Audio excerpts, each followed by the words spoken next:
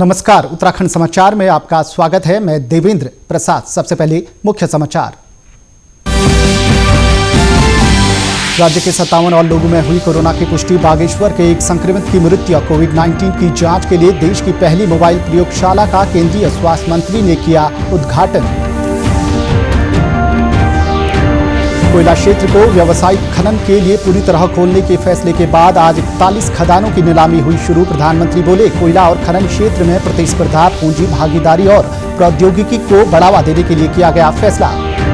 भारत 2 साल के लिए संयुक्त राष्ट्र सुरक्षा परिषद का स्थायी सदस्य चुना गया। विश्व के 193 सदस्य देशों वाली संयुक्त राष्ट्र महासभा में भारत को 184 देशों का समर्थन मिला। देश के नाम 8वीं बार जुड़ी ये उपलब्धि।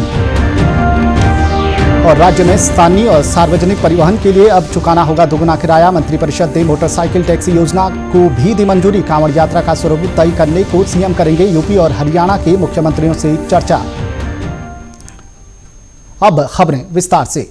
उत्तराखंड में आज 57 और लोगों में कोरोना संक्रमण की पुष्टि हुई है। इन्हें मिलाकर राज्य में अब 777 एक्टिव केस हैं। अब तक सामने आए कुल 2079 कोरोना संक्रमितों में से 1262 स्वस्थ हो चुके हैं। प्रदेश में अब तक कोरोना संक्रमित 26 लोगों की मृत्यु हुई है। आज सामने आए 57 मामलों में देहरादून से 28, पौड़ी से 14, हरिद्वार से 5, रुद्रप्रयाग से 4, चमोली से 3 और अल्मोड़ा, टिहरी व उत्तरकाशी से 1-1 लोग शामिल हैं। प्रदेश में रिकवरी रेट लगभग 61% हो गया है, जबकि संक्रमण फैलने का डबलिंग रेट लगभग 25 दिन है।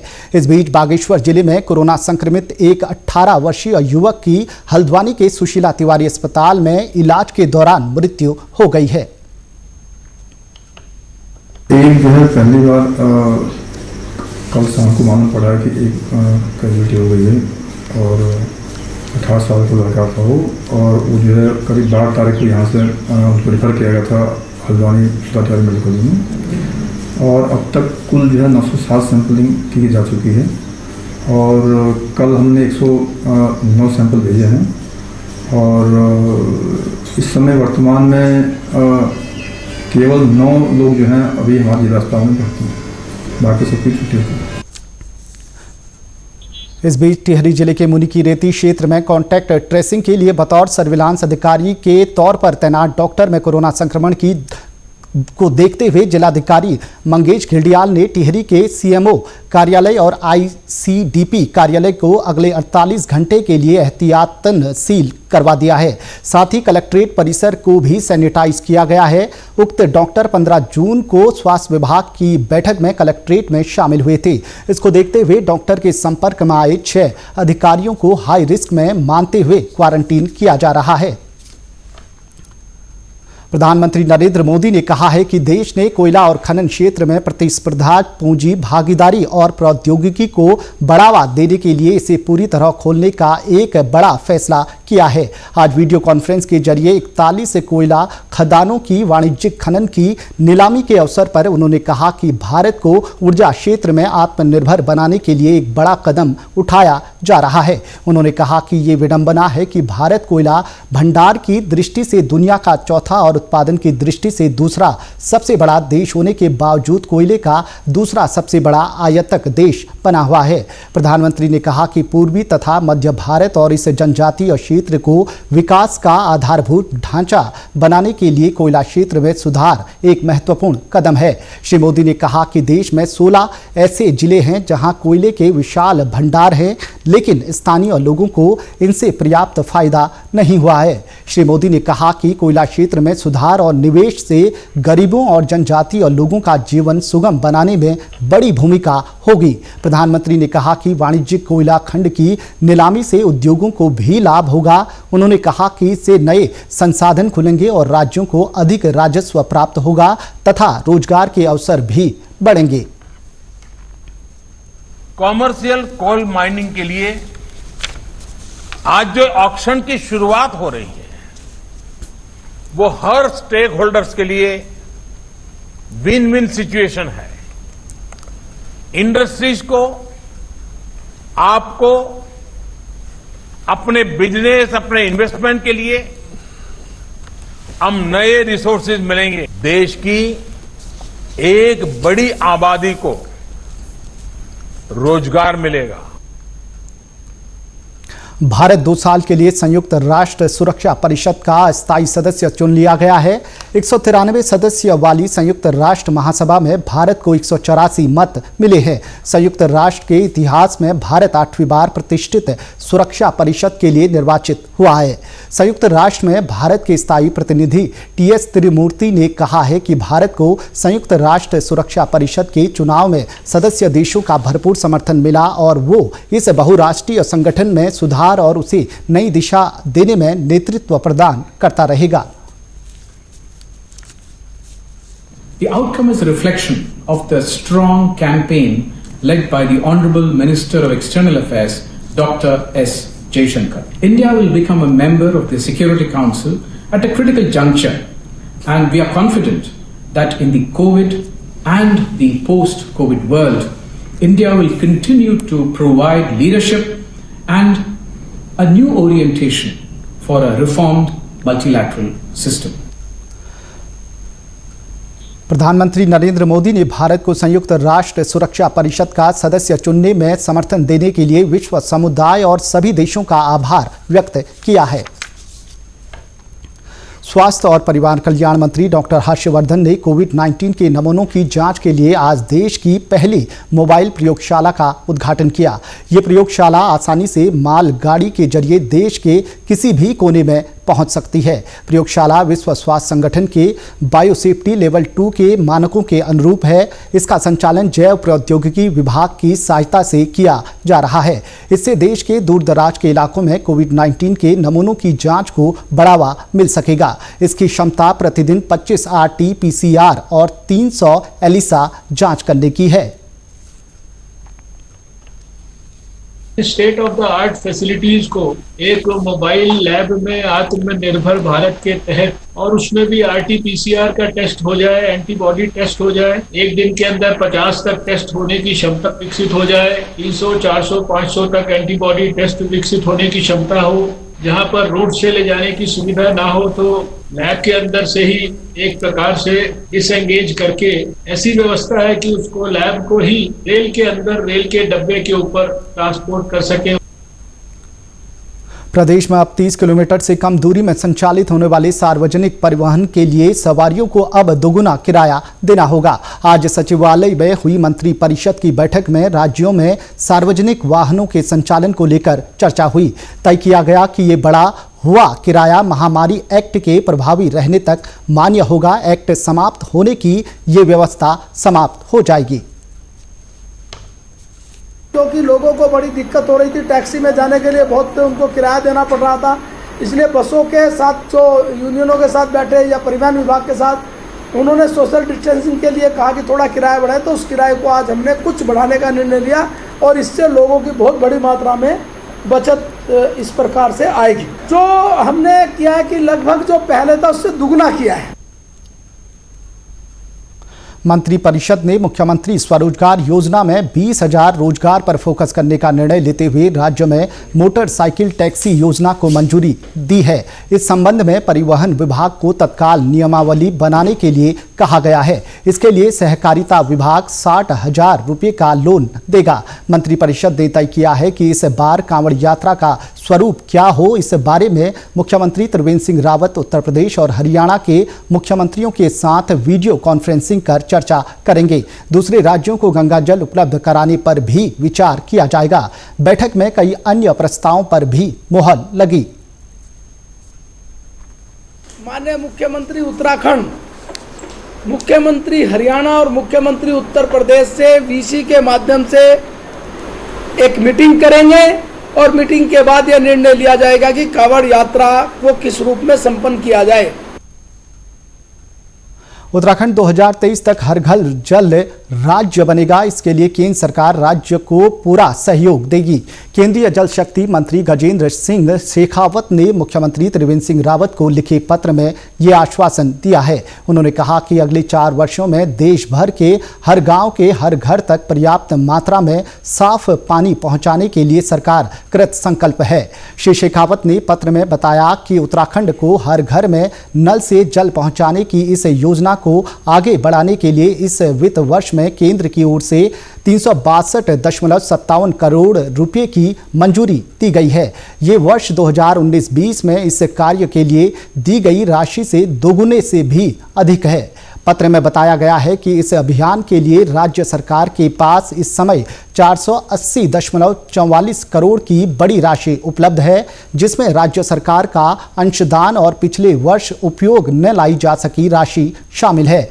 वहीं दूसरी ओर national corporative development corporation NCDC ने उत्तराखंड के लिए 3,340 करोड़ रुपए का ऋण मंजूर किया है। ये ऋण राज्य में सहकारी खेती, डेयरी विकास, बागवानी विकास और मत्स्य पालन को बढ़ावा देने के लिए उपलब्ध कराया गया है। राज्यपाल बेबी रानी मौर्य ने आज राजकीय दून मेडिकल कॉलेज अस्पताल का दौरा किया। इस दौरान वो अस्पताल के नए OPD ब्लॉक में गई और वीडियो कॉन्फ्रेंस के जरिए ICU में भर्ती कोरोना मरीजों से बात की। राज्यपाल ने उनका हालचाल जानने के साथ ही अस्पताल में मिल रही सुविधाओं के बारे में भी जानकारी ली। राज्यपाल ने कोरोना ड्यूटी में लगे कर्मचारियों से भी मुलाकात की। उन्होंने निर्देश दिए कि स्वास्थ्य कर्मियों के घर के सदस्यों के सामने आ रही समस्याओं को संबंधित विभाग के अधिकारियों से बात करके हल करवाया जाए। मैंने एक बात अभी इनसे कहा है, जो नर्स है हमारी, कि इस समय मेरी और आपकी ड्यूटी बराबर है। इस समय मैं गवर्नर नहीं हूँ, आप नर्स नहीं हैं। हमें उत्तराखंड में कोविड जो बढ़े नहीं, कोविड के जो मरीज हैं वो ठीक हों, उसकी चिंता हमें मिलके करनी है। मोबाइल से, व्हाट्सएप से बात की 2 मरीजों से।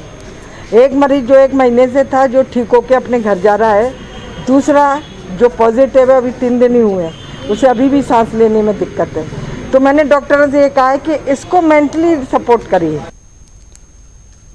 कोरोना वायरस के बढ़ते संक्रमण को देखते हुए नैनीताल जेल को कोरोना प्रिवेंटिव डिटेंशन सेंटर बनाया जा रहा है। इसके चलते जेल से सभी 114 कैदियों को हल्द्वानी जेल में शिफ्ट किया जा रहा है। कोरोना वायरस के संक्रमण के खतरे को देखते हुए जो भी नए कैदी या बंदी आएंगे, उन्हें नैनीताल जेल में रखा जाएगा। इससे पहले से जेल में मौजूद बंदियों में नए कैदियों के आने के बाद कोरोना संक्रमण का खतरा नहीं रहेगा। कारागारों में भी जो है प्रतिदिन नए बंदियों की आमद जो है निरंतर जारी है। इसी तथ्य को मद्देनजर रखते हुए मेरे द्वारा और जिलाधिकारी नैनीताल द्वारा भी महानिरीक्षक कारागार से और शासन से अनुरोध किया गया था कि जिला कारागार नैनीताल को कोरोना प्रिवेंटिव डिटेंशन के रूप में उपयोग किया जा सकता है और वहाँ के जो भी बंदी हैं उनको हल्द्वानी ट्रांसफ़र किया जा सकता है। जब वो जेल खाली हो जाएगी तो उसके बाद उसको कोरोना प्रिवेंटिव डिटेंशन सेंटर के रूप में उपयोग में लाया जाएगा। रुद्रपुर में राष्ट्रीय राजमार्ग 74 स्थित ट्रचिंग ग्राउंड के कूड़े का निस्तारण अब ट्रोमोल कन्वेयर मशीन के माध्यम से किया जाएगा। करीब 3 सप्ताह में मशीन के लिए RCC बेस तैयार कर लिया गया है। बताया जा रहा है कि अब अगले 1 पखवाड़े के भीतर दिल्ली से 3 भागों में आने वाली मशीन स्थापित कर कूड़ा निस्तारण प्रक्रिया आरंभ कर दी जाएगी। पिछले कई सालों से पूरे शहर का कूड़ा इसी ट्रचिंग ग्राउंड में डाला जा रहा है, जिसे हटाने की मांग कई वर्षों से स्थानीय लोग कर रहे थे। मुख्य नगर अधिकारी जय भारत सिंह का कहना है कि उत्तराखंड में इस तरह की ये पहली बड़ी मशीन लग रही है जो मिट्टी और पॉलिथीन को अलग अलग करेगी। मिट्टी को भरान के काम में लाया जाएगा, जबकि पॉलिथीन को बेचकर निगम अपनी आय बढ़ाएगा। उन्होंने बताया कि लगभग 1 लाख मीट्रिक टन से ज़्यादा कूड़ा इस ट्रचिंग ग्राउंड में है, जिसे मशीन करीब 1 साल के भीतर निस्तारित कर देगी। यहाँ 1 लाख मीट्रिक टन से भी अधिक कूड़ा हो गया था। ये उत्तराखंड का पहला इस तरह का प्रोसेसिंग प्लांट है। इस प्रोसेसिंग मशीन से छानकर जो है वो मिट्टी अलग हो जाएगी और जो प्लास्टिक और अन्य चीज़ें वो अलग हो जाएंगी और उनमें जो वैल्यूएबल चीज़ें निकल सकती हैं उनको अलग से उम्मीद है कि जो ये 20 साल का कूड़ा पड़ा हुआ था वो आगामी लगभग 1 साल में ख़त्म हो जाएगा। जैसा कि आप देख रहे हैं, यहाँ पे platform almost 10 meter by 40 meter का तैयार हो चुका है। अब ये सिविल वर्क है, इसमें 1 हफ्ता पक्का होने में लगेगा। संडे तक मोस्ट प्रोबेबली हमारा प्लांट कंप्लीट यहाँ पर आ जाएगा और उसके बाद 4-5 दिन में इंस्टॉलेशन होके वर्किंग स्टार्ट हो जाएगी। तो उम्मीद है कि 15 दिन में हम यहाँ पे कार्यरत हो जाएंगे।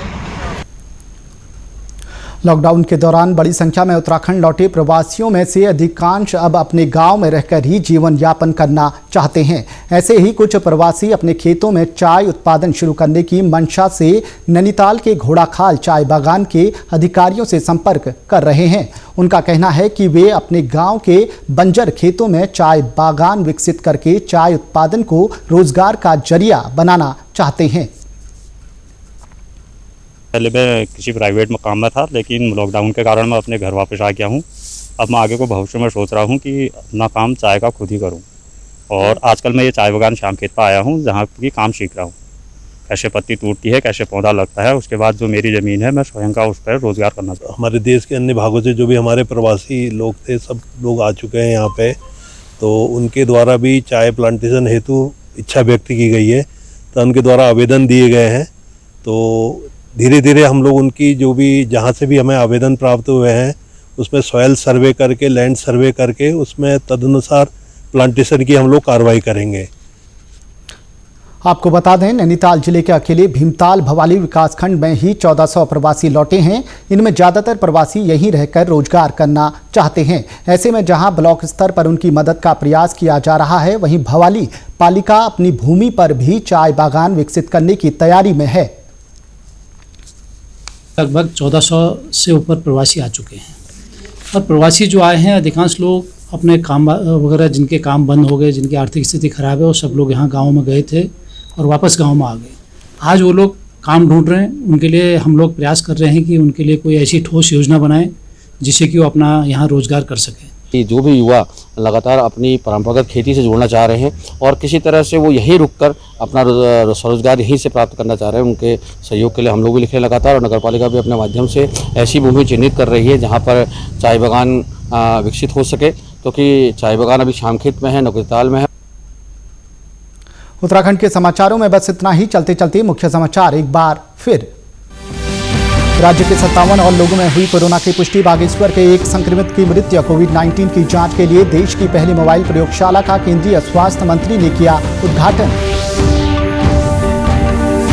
कोयला क्षेत्र को व्यावसायिक खनन के लिए पूरी तरह खोलने के फैसले के बाद आज 41 खदानों की नीलामी हुई शुरू। प्रधानमंत्री बोले, कोयला और खनन क्षेत्र में प्रतिस्पर्धा, पूंजी भागीदारी और प्रौद्योगिकी को बढ़ावा देने के लिए किया गया फैसला।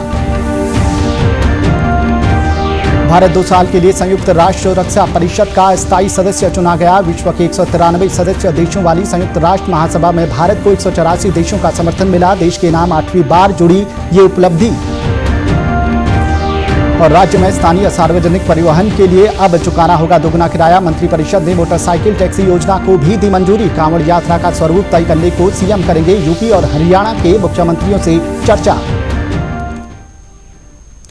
उत्तराखंड की खबरों में इतना ही। नमस्कार।